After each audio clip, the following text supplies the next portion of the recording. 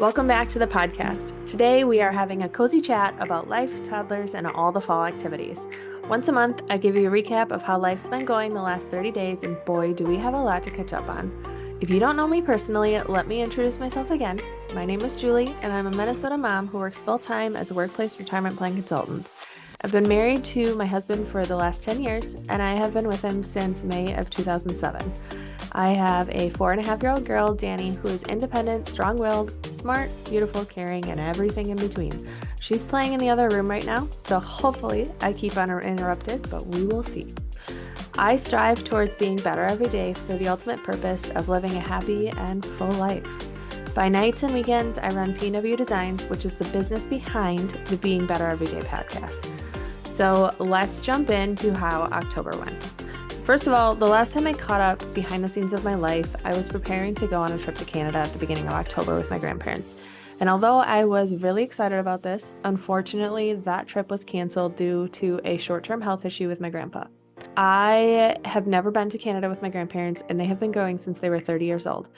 I am one of the only family members left that I believe that has not gone on this trip with my grandparents in, the last 50 years.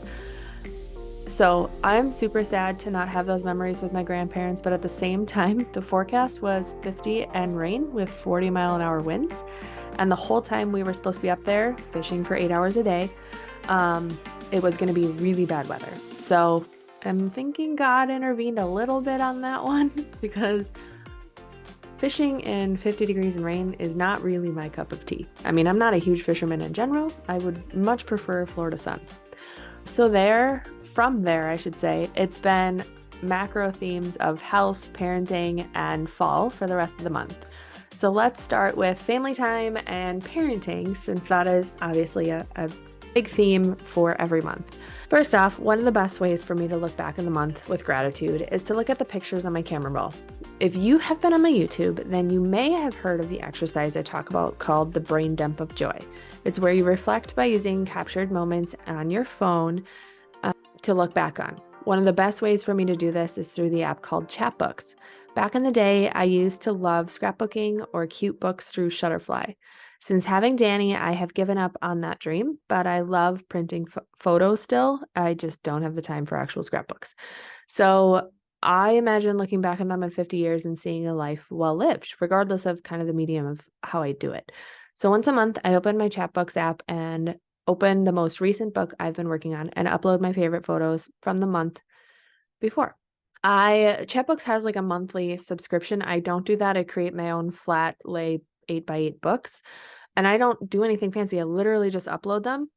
And one of the beauty of this is that you can sort by date, so you can always narrow it down to the current month, right? So what I end up doing is either printing by quarter or by 2 quarters, depending on how many photos I have. And then what I do is I print it, I bring it home, whatever, it gets shipped to my house.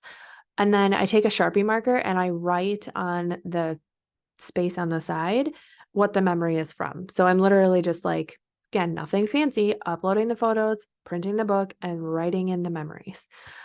So I have, done that for October. I've done that for 2023. I've actually done it 2019, 2021, 2022, and year-to-date 2023. I still have to go back and do 2020. But when I look back at October, I see taking my daughter to the farm with friends, taking her to a corn maze with her cousins, lots of walks in the sunshine, colors, our anniversary date, mini golfing for the first time with Danny, and even a rare day date for Matt and I when we snuck out to go golfing in the beginning of the month. This month definitely had its moments of joy, that's for sure, but it also had a punch. So when I talk about the punch of the month, it's fall cleanup season for those who live in the Midwest, which means my husband works more and more of the parenting load falls on my shoulders than normal. For most of the year, my husband is a lead parent. He works 3 to 4 days a week, 9 months out of the year, and then is home in the wintertime, and I work full-time in corporate America.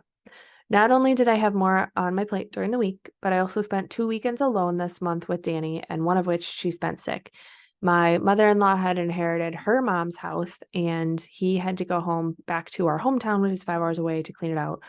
2 different weekends, and obviously that's much easier said without a toddler running around. So, we kind of decided to split up for those 2 weekends. But for those of you who have been around a while, you may know that I have massive anxiety issues when it comes to things being out of control with my daughter, including when she gets sick.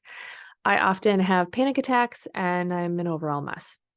I have invested in tools and tactics to help me over the years, which we'll dive into in a later episode, but it was tough on my mental health. I had so many good moments those weekends, but it came in with a lot of increased anxiety, and that's sometimes really difficult to deal with.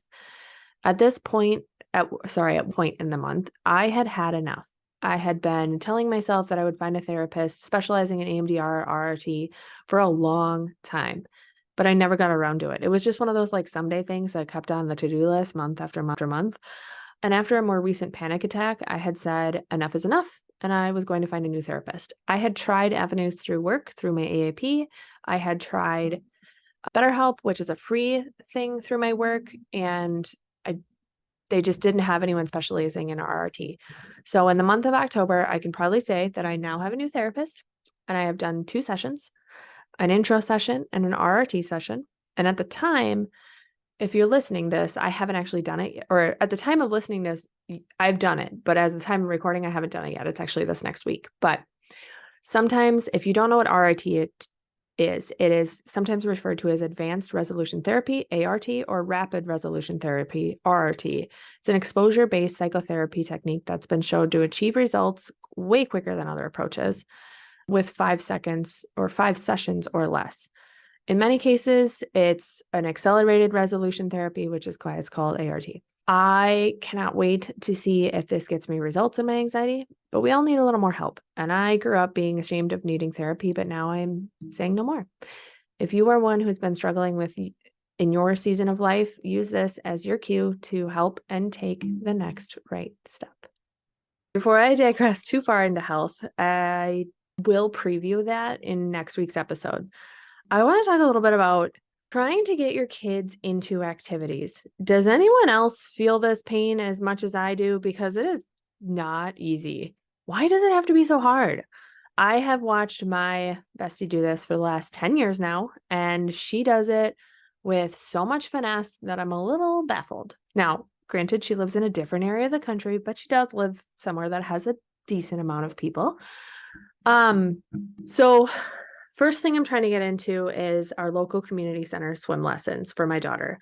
And they just plain don't have it anymore. And then I was looking around and I was like, okay, I'll go to the local YMCA website. And that's already full. And before non-member registration even opens, which means we have 0 chance of getting in because we're not members. And then we could join the lifetime, but theirs is full. So I need to do a little bit more digging. I don't want to have to hire for private lessons, but at the same time, like, I don't know, I can't seem to figure out how to get her into swim lessons. And she's 4.5 years old. She's only been once. The other thing my daughter has been super into is dance. So I've been thinking about signing her up for dance class, even though my husband's not super thrilled about it. And both of the studios by us, one is $60 a month, one is $50 a month. And they are both 9-month-long commitments. And I'm sorry, but why can't I just try out and see if she's going to like it or not loathe it before I drop $500 on a commitment of something that could totally like combust in my face? Where we live in the West Metro, everything seems to fill up so fast and it's super frustrating. And I never know when registration over anything. And I'm guessing this comes with being a seasoned parent. And our next hurdle will be signing her up for kindergarten. But currently, it just makes me want to give up. I will keep looking for swim lessons and I need to decide on dance. We are not doing basketball this winter, so then my next thing will be soccer after that, besides doing kindergarten in January. But I don't know. I didn't know it was going to be this hard, and it's like a competition all in itself, and it's exhausting. Not something I'm looking forward to continuing to do as a parent. So we've talked about the good memories and the family memories and the realness of parenting. The other big theme and pivot for me this month has been my health. I am not going to go too deep into this today because candidly, you're going to hear all about it on episode 12 next week. However, it's been a month of change for me. I got my results back from the Minneapolis Integrative Health Services early this month, and the results confirm that I indeed have a lot going on internally that was causing my weight gain It also was causing my increased anxiety and depression over the last 4 years. So step 1, I promptly gave up all dairy and gluten, which has been actually easier than expected. I have done this in the past for 30-day stints and have done it primarily to try to lose weight. But when you know it's helping your internal health and you have a strong why, it's just been a lot easier. It's like, nope, I just can't have it. My body can't handle it right now. On top of that, I have added a myriad of supplements unique to me and my needs. Again, I'll kind of go through the backstory of how I got here next week on episode 12. It's amazing that only after a few weeks of how much I can already tell this is a step in the right direction. So I'm excited to see where I'll be after 3 months when we do our next test. It did take some coming to terms with, but I'm super thankful to have the means to do it and the commitment to put my health first. On a lighter note, the last thing I wanted to bring you up to speed with is books. I loved this month and what I have been reading. For those of you who stalk my Instagram stories, first of all, hi. Second of all, you may already know that I have been reading a lot in 2023. It helps calm my mind and stops my head from spinning. I read 4 books in October, and honestly, I liked all 4. Now, if you aren't into semi-spicy books, well, then these aren't for you. But that's mostly what I've been reading in 2023. I read Book Lovers by Emily Henry, which was really cute. And then I got into a short series by Tessa Bailey called It Happened One Summer and Hook, Line, and Sinker. I love stories where I can visualize the town and visualize kind of the people in it. And the series, I definitely, especially the first one, I definitely ended up getting into it. I didn't love the beginning, but got into the series.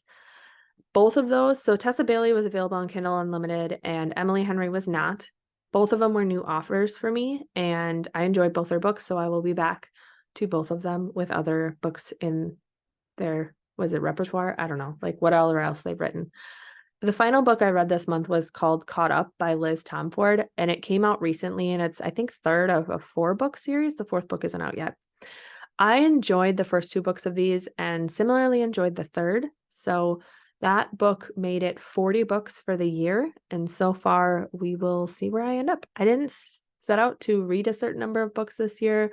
I'm now slightly hoping I get to 50, but we'll see. Historically, I read about 10 books a year, so this has been a huge change of pace, and I've loved it, and I plan on continuing because, like I said, it's a way for me to turn off the brain and jump into a story that's not my own. Definitely nothing like it. So that's a wrap on my October. I hope you all enjoyed the fall weather and activities as much as I have. Even though I'm not a pumpkin spice latte girl, I do love everything fall, and I'm super thankful to have the memories this month brought me. Until next time, keep on taking one step towards a vision of being better every day.